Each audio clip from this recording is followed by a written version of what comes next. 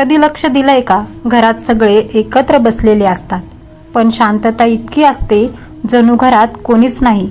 पूर्वी माणसं दूर राहूनही जवळ होती आणि आज एका घरात राहूनही मनाने खूप दूर गेलीत. मोबाईलने जग जवळ आणलं म्हणतात, पण खरंच का? की नकळत त्यांनी माणसांमधली उबच कमी केली. अनंत श्री विभूषित जगद्गुरू रामानंदाचार्य स्वामी नरेंद्राचार्यजी महाराज यांच्या अमृतमय विचारांचा खजिना, मनाला स्पर्श करणारे, आयुष्याला दिशा देणारे विचार आपण पाहत आहात नरेंद्रवाणी. आजचा विषय आहे, मोबाईलमुळे माणूस जवळ येतोय की दूर जातोय. स्वामी नरेंद्राचार्यजी महाराज सांगतात, वस्तू वाईट नसते, पण तिचा अतिरेक माणसाला स्वतःपासून आणि आपल्या माणसांपासून दूर नेतो. आता बघा ना, पूर्वीच्या काळात मोबाईल नव्हते, पण माणसांच्या मनात एकमेकांसाठी वेळ होता. संध्याकाळ झाली की गावातले लोक घरासमोर बसायचे. कोणी चहा घ्यायचं, कोणी दिवसातलं सांगायचं, कोणी विनाकारण हसायचं आणि महत्त्वाचं म्हणजे त्या हसण्यात मन असायचं. आज काय होतं, एकाच घरात 4 माणसं बसलेली असतात, पण प्रत्येकाच्या हातात मोबाईल. कोणी रील्स बघतोय, कोणी चॅट करतोय, पण समोर बसलेल्या माणसाशी 2 शब्द बोलायला वेळ नाही. स्वामी सांगतात, जिथे संवाद संपतो तिथे नाती हळूहळू कमकुवत व्हायला लागतात. पूर्वी लोक दुःखी असले तर कोणीतरी विचारायचं, काय झालं रे? आता स्टेटस पाहतात आणि पुढे स्क्रोल करून जातात. एक छोटंसं उदाहरण, पूर्वी आजी आजोबा रात्री गोष्टी सांगायचे आणि नातवंड त्यांच्या मांडीवर डोकं ठेवून ऐकायचे. आज गोष्ट मोबाईल सांगतो, पण त्या गोष्टीत मायेची ऊब नाही. स्वामी सांगतात, माणूस ऑनलाईन खूप आहे, पण मनाने ऑफलाईन होत चाललाय. आता बघा, जेवताना सुद्धा मोबाईल बाजूला ठेवला जात नाही. देवळात गेल्यावरही फोटो, फिरायला गेल्यावरही व्हिडिओ. म्हणजे क्षण जगण्यापेक्षा आपण तो दाखवण्यात जास्त व्यस्त झालोय. कारण आपल्याला आता लोकांनी पाहावं हे जास्त महत्त्वाचं वाटायला लागलंय, पण आपल्या माणसांनी समजून घ्यावं हे मागे पडलंय. स्वामी सांगतात, मोबाईलने अंतर कमी केलं, पण मनांमधली जवळीक कमी झाली. पूर्वी कोणाच्या घरी जायचं असेल तर माणूस अचानक दारात उभा राहायचा आणि घरातला आनंद बघण्यासारखा असायचा. अरे या या असं मनापासून बोललं जायचं. आज काय होतं, यायच्या आधी कॉल, मग मेसेज, मग लोकेशन, आणि तरीही वेळ नाही. पूर्वी नाती भेटायची, आज फक्त नोटिफिकेशन भेटतात. आणखी एक गोष्ट, पूर्वी एखादा माणूस नाराज असेल तर त्याच्या डोळ्यात बघून समजायचं. आज इमोजी पाठवले जातात, पण खरं मन कोणालाच कळत नाही. स्वामी सांगतात, जिथे स्पर्श संपतो तिथे भावना हळूहळू कोरड्या होतात. आई पूर्वी मुलाला हाताने घास भरवायची आणि त्या घासात प्रेम असायचं. आज मुलगा मोबाईल बघतोय, आई TV बघते आणि जेवण फक्त पोटात जातंय, मनात नाही. कधी कधी वाटतं आपण टेक्नॉलॉजीमध्ये पुढे गेलो, पण माणुसकीत थोडे मागे पडलो. आता छोटी मुलं बघा, पूर्वी मैदानात धावायची, मातीमध्ये खेळायची, भांडायची, पुन्हा एकत्र यायची. आता गेम मोबाईलमध्ये आहे, मित्र स्क्रीनमध्ये आहेत आणि बालपण खोलीत बंद झालंय. स्वामी खूप खोल गोष्ट सांगतात, ज्या वस्तूमुळे माणूस स्वतःच्या माणसांपासून दूर जातो तिचा वापर करा, पण गुलाम बनू नका. मोबाईल वापरणं चुकीचं नाही, पण त्याच्याशिवाय जगता येत नाही ही खरी भीती आहे. आज एखादा मोबाईल हरवला तर माणूस घाबरतो, पण एखादं नातं हरवतंय हे लक्षातही येत नाही. स्वामी सांगतात, घर मोठं असण्यापेक्षा त्या घरात मनाने जवळची माणसं असणं जास्त महत्त्वाचं आहे. पण आज एका घरात राहूनही लोक एकमेकांच्या आयुष्यात राहिलेले नाहीत. वडील कामातून घरी येतात, थकलेले असतात, त्यांना फक्त 2 शब्द हवे असतात, पण मुलगा मोबाईलमध्ये, मुलगी हेडफोन्समध्ये आणि घरात संवादापेक्षा नेटवर्क जास्त स्ट्रॉंग झालंय.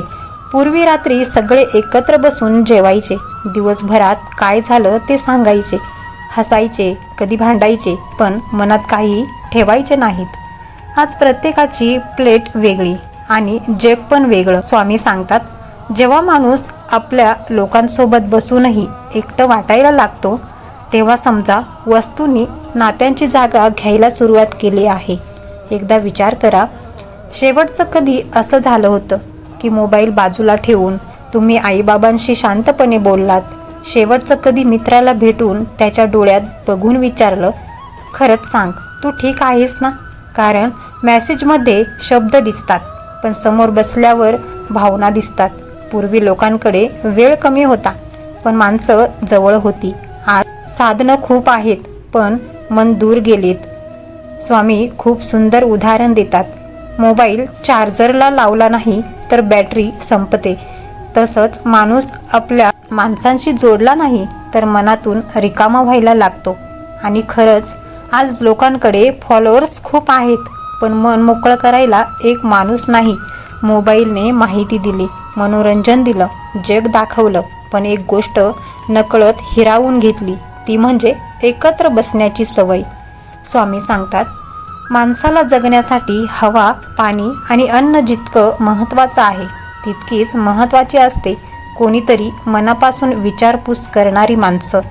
पण आज काय झालंय, आपण ऑनलाईन खूप कनेक्टेड आहोत, पण आतून तुटलेले आहोत। एकाच घरात बसून लोक एकमेकांना मेसेज करतात, पण 2 पावलं चालून समोर जाऊन बोलत नाहीत। आणखी एक गोष्ट लक्षात आली का?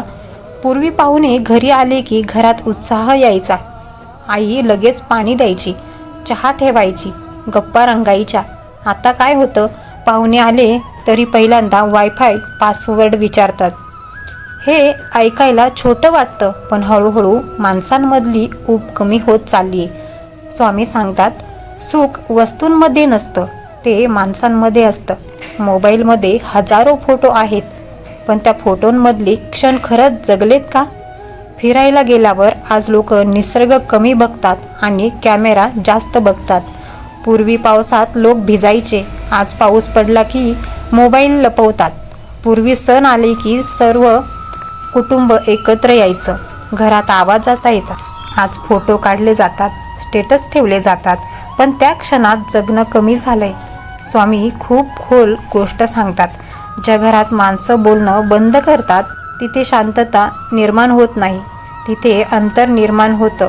म्हणून कधीकधी मोबाईल बाजूला ठेवून फक्त आपल्या माणसांसोबत बसा। काही स्पेशल बोलायची गरज नाही, फक्त उपस्थित राहा। कारण एक दिवस असा येईल जेव्हा बॅटरी पुन्हा चार्ज होईल, मोबाईल पुन्हा नवीन मिळेल, पण गेलेले क्षण आणि दूर गेलेली माणसं पुन्हा सहज परत मिळत नाहीत। आणि म्हणूनच स्वामी सांगतात, तंत्रज्ञान वापरा, पण त्याला तुमचं आयुष्य वापरू देऊ नका। मोबाईलमुळे जग जवळ आलं हे खरं आहे। आज एका सेकंदात आपण हजारो किलोमीटर दूर असलेल्या माणसांशी बोलू शकतो, पण एक प्रश्न स्वतःला विचारा, घरातल्या माणसांशी शेवटचं मनापासून कधी बोललात? आज लोक टायपिंग पाहून एक्साइटेड होतात, पण समोर बसलेल्या माणसाच्या शांततेकडे लक्ष देत नाहीत। स्वामी सांगतात, माणूस जेव्हा स्वतःच्या माणसांपेक्षा स्क्रीनसोबत जास्त वेळ घालवतो, तेव्हा नकळत त्याचं मन एकटं व्हायला लागतं। आणखी एक साधं उदाहरण, पूर्वी गावात वीज गेली की लोक बाहेर यायचे, चांदणे बघायचे, गप्पा मारायचे, मुलं खेळायची। आज वायफाय गेला की घरात चिडचिड सुरू होते। म्हणजे बघा ना, पूर्वी माणसं वेळ मिळाला की एकमेकांना भेटायची, आज वेळ मिळाला की मोबाईल हातात घेतला जातो। स्वामी खूप सुंदर सांगतात, जवळ असणं म्हणजे फक्त दिसणं नाही, तर एकमेकांना जाणवणं असतं। आई बाबा मोठे होत नाहीत, ते म्हातारे होतात, आणि त्या वयात त्यांना खूप महाग गिफ्ट लागत नाही, त्यांना लागतो थोडा वेळ, थोडं बोलणं आणि आपुलकी। पण आज आपण जगाशी इतके कनेक्टेड राहण्यात इतके बिझी झालोय की घरातल्या माणसांचा विचारच करत नाही। कधीकधी आई फक्त एवढ्यासाठी बोलते की मुलांनी 2 मिनिटे तिच्यासोबत बसावं, पण आपण काय करतो, हो बोलू नंतर असं म्हणतो, पुन्हा स्क्रीनमध्ये हरवून जातो। स्वामी सांगतात, नाती अचानक तुटत नाहीत, ती हळूहळू दुर्लक्षामुळे कमकुवत होतात. आणि हे खरंच आहे. मोठमोठे वाद कमी नाती तोडतात, पण वेळ न देणं जास्त तोडणं. आज मोबाईलमध्ये हजारो कॉन्टॅक्ट्स आहेत, पण मनातून रडताना कॉल करावा असा माणूस किती जणांकडे आहे? स्वामी खूप छान सांगतात, माणूस जेव्हा एकटेपणात मोबाईल शोधतो तेव्हा समजा त्यांनी माणसांवर बोलणं कमी केलंय. कारण मोबाईल वेळ घालवू शकतो, पण मन समजून घेऊ शकत नाही. कधीकधी आपण म्हणतो कोणीच समजून घेत नाही, पण खरं सांगायचं तर आपण स्वतःच आपल्या माणसांपासून दूर गेलो आहोत. पूर्वी पत्र यायची आणि त्या एका पत्रासाठी दिवसभर वाट पाहायचे. पत्र हातात घेतलं की त्यातल्या शब्दांपेक्षा भावना वाचल्या जायच्या. आज मेसेज एका सेकंदात येतो, पण त्यात थांबणं नाही, भावना नाही, फक्त रिप्लाय आहे. स्वामी सांगतात, वेग वाढायला म्हणून आयुष्य सुंदर होत नाही, त्यासाठी माणसांमध्ये ऊब लागते. आज सगळं फास्ट झालंय, जेवण फास्ट, बोलणं फास्ट, नाती फास्ट, पण मनाला शांतता स्लो गोष्टींमध्येच मिळते. जसं आईसोबत शांत बसणं, बाबांच्या जुन्या गोष्टी ऐकणं, मित्रांसोबत कारण नसताना हसणं आणि मोबाईल बाजूला ठेवून फक्त त्या क्षणात जगणं. आणखी एक गोष्ट, पूर्वी लोक दुःखात एकमेकांच्या घरी जायचे, खांद्यावर हात ठेवायचे आणि शब्द नसले तरी आधार मिळायचा. आज सॅड इमोजी ठेवले जातात, पण त्या इमोजीला स्पर्श नसतो, माया नसते. स्वामी सांगतात, माणसाला औषधांपेक्षा जास्त गरज असते आपुलकीची. आणि म्हणून मोबाईल वापरा, पण दिवसात थोडा वेळ असा ठेवा जिथे स्क्रीन नाही, फक्त आपली माणसं असतील. कारण शेवटी मोबाईल आठवणी स्टोअर करेल, पण त्या आठवणी जगायला माणसं लागतात. म्हणूनच मित्रांनो, मोबाईल हातात ठेवा, पण आपल्या माणसांचा हात सोडू नका. कारण एक दिवस असा येतो जेव्हा मोबाईलमध्ये सगळं असतं, पण मन मोकळं करायला कोणीच नसतं. स्वामी नरेंद्राचार्यजी महाराज सांगतात, नाती जपा, कारण वेळ गेल्यावर मोबाईल नवीन मिळतो, पण माणसं पुन्हा मिळत नाहीत. जर हा विचार तुमच्या मनाला स्पर्श करून गेला असेल तर या व्हिडिओला लाईक करून चॅनलला सबस्क्राईब नक्की करा.